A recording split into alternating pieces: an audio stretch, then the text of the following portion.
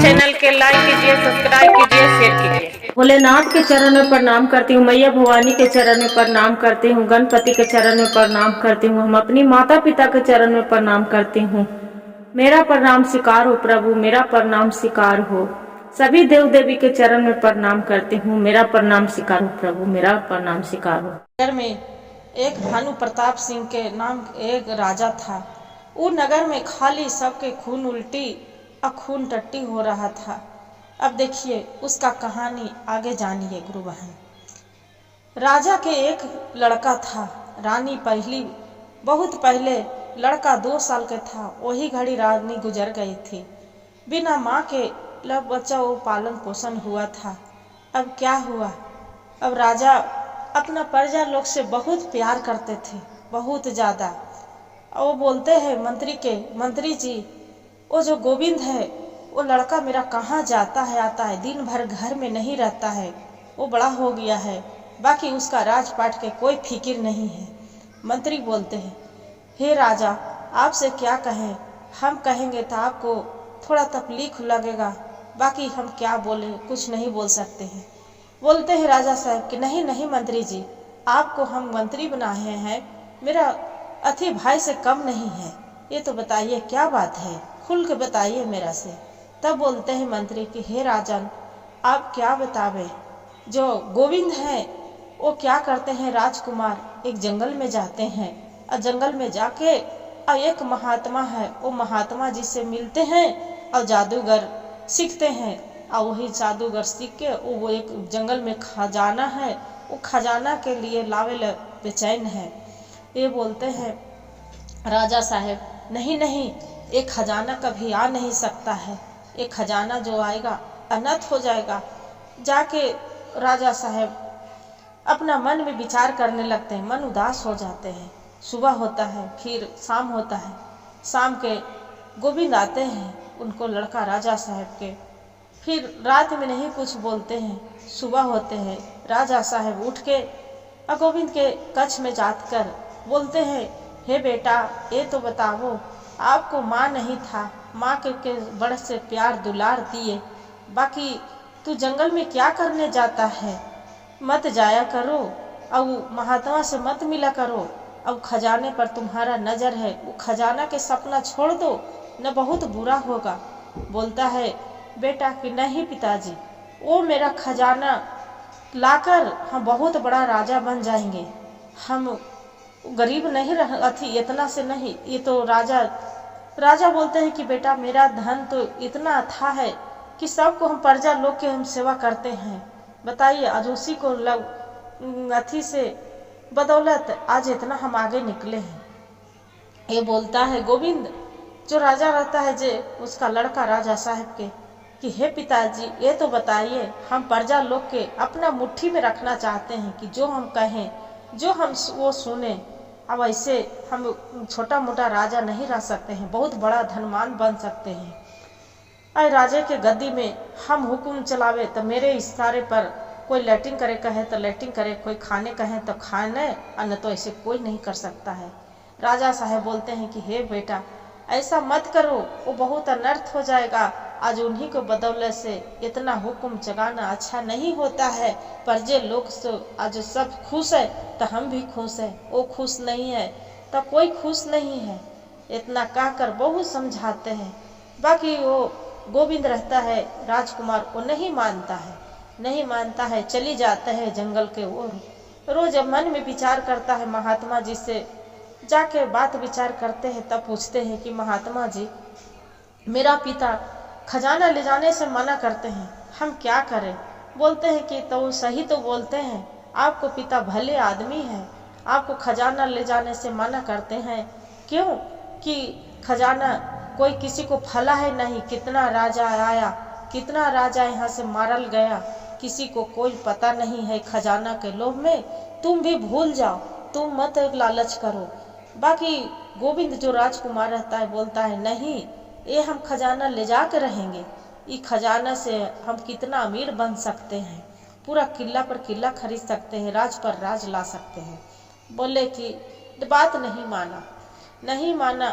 फिर मन में विचार करते जाते हैं जादू सीखने। तब मन में विचार करता है कि मेरा पिताजी के रहते भर में मैं तो खजाना लूट नहीं पाऊंगी, ले जा नहीं पाऊंगी। अब एक काम करते हैं, हम अपने ही पिता के हत्या कर देते हैं। रात्रि में आया, शाम को खाना उना खाया, राजा साहब सोए थे रात्रि में। एक तलवार लिए और तलवार ले जाके अपना पिता के सर पर वार कर देते हैं। उसका लड़का गोविंद वार करके सुबह के हल्ला कर देते हैं कि पिताजी के मेरा कोई मार दिया, लग रहा है कोई कच्छ में घुस के पिताजी के मार दिया। सब गांव प्रजा लोग बोलते हैं कि यह राजा साहब कितना बड़ा अच्छा आदमी थे, बड़े दिलदार थे, भूखा के अन्न प्यासा के पानी पिलाते थे। सब राजा के लिए अफसोस करते हैं। अब राजगद्दी पर बैठ जाता है, राजगद्दी पर बैठ जाता है और सब प्रजा लोग के बोलते हैं कि सब चलो मेरा साथ, वो जो गुफा में खजाना है वो गुफा से खजाना लेके मेरा घर आना है। जाके प्रजा लोग के लेके चला जाता है, वो खजाना लेके अपना गुफा से घर लेके। वहाँ रास्ते में महात्मा मिलते हैं, बोलते हैं कि हे बेटा आप लालच मत करो, बहुत अनर्थ हो जाएगा। इतना बात सुनकर गोविंद बोलता है राजकुमार कि हम अपना जो पिता के नहीं हुए तो आपको महात्मा जी मेरा बीच में मत आवो। तलवार निकाल के अब महात्मा जी के दो खंड कर देते हैं, दो खंड कर देते हैं। और इतना दो खंड करके अब अपना खजाना लेके अब अपना घर आ जाते हैं। आकर अब सबको जमीन के मंत्री के बोलता है कि जाओ जितना जो कागज है सबको जमीन के सब मेरा बस में होगा, किसी को जमीन किसी को नहीं रहेगा। इतना सुन के गांव लोग बोला सब पूरा हैरान परेशानी रहते हैं, सब हैरानी परेशानी, पूरा मन उदास रहता है। वहाँ एक हरि नाम के लड़का रहता है। हरि बोलता है माँ से कि माँ तुम क्यों उदास हो? उसका माता पिता उदास रहते हैं। बोलते हैं तू क्यों उदास है, क्या हुआ? बोलते हैं कि क्या कहें बेटा, मेरा जमीन छिन गया। तो कैसे छिन गया? तो कि आपको पता नहीं है, वो राजा जो गोविंद है वो मेरा जमीन के सब कागज ले लिया है, वो अपना कब्जा में कर लिया है, अब किसी को जमीन नहीं मिलेगा। बोलते हैं कि ऐसा बात? था कि हाँ। राजा नहीं माँ, मेरा रहते भर में कुछ नहीं होगा। अब क्या होता है, इतना मन उदास करके अपना जो घर जमीन रहता है वहाँ पड़ी हरिया घूमने चला जाता है। घूम के जाके वहाँ पड़ी एक नीम के गाछ रहते हैं, माँ दुर्गा के वहाँ अथी रहते हैं, मंदिर रहते हैं। माता भिरी जाके बोलते हैं कि हे दुर्गे माँ तो हर महिमा हम पर पार हवा, हे भोलेनाथ ये दया करा, हे माता रानी तू कृपा करने वाला, तो हर दिन नवरात्रि में चलने वाला है, हे माता रानी दया करा, मेरा कैसे वापस होते से कैसे होगा जमीन। इतना करके वहाँ पड़ी एक एक बूढ़ा आता है। बूढ़ा बोलता है कि क्या हुआ बेटा, किस लिए उदास हो? बोलते हैं कि क्या कहें बाबा, मेरा जमीन तो छीन गया, मैं तो भूखा मरी जाऊंगी। मेरा मेहनत मजूरी करके बहुत खाते पीते थे, बाकी अब तो मेरा से वो भी छीन गया। ये राजा दुष्ट सब छीन छोड़ लिया, अब क्या करे? पहले उसका पिता थे भले आदमी था। वो बोलते हैं कि हाँ ये तो बात सही है, वो भले आदमी है, अब क्या करे? जैसे गोविंद घर से आता है वो बिहानी होके सबके खजाना घर में लाया। सबके किसी को खून उल्टी हो रहा है, किसी को खून लेटरिन जो गोविंद था इसका लेटरिन खाली हो रहा है, खूने और उल्टी हो रहा है। सब बेहोश के होके गिर गया। सब बोल रहा है कि मेरा खून उल्टी हो गया, वो कराए मेरा खून उल्टी हो के कितना आदमी हंकाल मच गया, कितना आदमी मर जाता है। सब बोलते हैं गांव मोहल्ले वाले कि अरे ये कैसे हो रहा है, ये कैसे हो रहा है? तो वहाँ पड़ी ये जो ये रहते थे हरिया, एक बाबा भीरी जाते हैं तो देख रहे हैं कि सर बाबा के कटा हुआ है। जो कटा हुआ है जाके बोलते हैं कि बाबा ये आप सुन के तो चकित, देख के चकित हो जाता है कि अरे क्या हो गया, ये तो सर कटा है, बाकी सर भी बोल रहा है। बोलता है कि बच्चा डरो मत, क्या हुआ, किस लिए परेशान हो? बोलता है हरिया क्या कहें बाबा, मेरे गांव में तो किसी को अथी खाली उल्टी लेटिंग हो रहा है। जो गोविंद था राजा उसका खाली खून के उल्टी हो रहा है, लेटिंग हो रहा है, और बाकी सब गांव प्रजा लोग मेरा मर रहा है, कैसे बचेगा, कैसे क्या होगा? वो बोलते हैं कि क्या हो गया, राजा साहब के खजाना रखल, उसको बेच लिए, खजाना ले जाए, तब तो समझ में आएगा, एक भी गांव में कोई आदमी नहीं बचेगा। इतना कह के ये हरिया जो था पूरा एकदम मन उदास कर लेते हैं। फिर महात्मा बोलते हैं कि बेटा उदास मत हो, आपको एक ही उपाय है कि खजाना लेके तू गुफा में वापस कर दो, तब वहाँ सब स्थिर सही हो जाएगा। हरिया क्या करता है कि खजाना लाके और गुफा में धर देता है। गुफा से धर के जो लौटे लगता है तो देख रहा है कि महात्मा के सिर जुड़ गया। जुट के अब बोलता है कि महात्मा जी, हमको आपको तो अजगुते देखें, आपको तो सिर कटा हुआ था, बाकी आपको सिर कैसे जुट गया।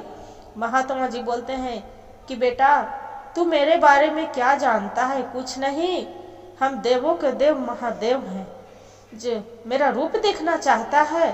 बोलते हैं कि बाबा हम तो ये सब कुछ नहीं जानते हैं, बाकी बाबा हम कैसे हम मान ले। बोलते हैं कि देखो बेटा देखते रहो। इतना हरिया 5 मिनट आंख बंद करके अब बैठ जाता है। वह भोले बाबा के दो ध्यान लगाते हैं, देखते हैं कि हरिया एक गले में नाग और ऊपर सर पर मिर्ग अथी दुर्ज के चांद है, कमर में मिर्गा के छाल है, गले में नाग के माला है, हाथ में त्रिशूल कमंडल है, डमरू बाले हैं। इतना देख के अब वो हरिया चकित हो जाते हैं। बाबा के चरण छू के प्रणाम करते हैं कि हे बाबा, जो मेरे से गलती कुछ हुआ होगा मेरा क्षमा कर दीजिए। वो बोलते हैं बाबा कि भोले बाबा नहीं हरिया, तुम्हारे से कोई गलती नहीं है। अरे गलती तो हुआ दुष्ट राजा जो गोविंद है उसका से हुआ कि अपन धन के लालच में अपना पिता के भी नहीं छोड़ा।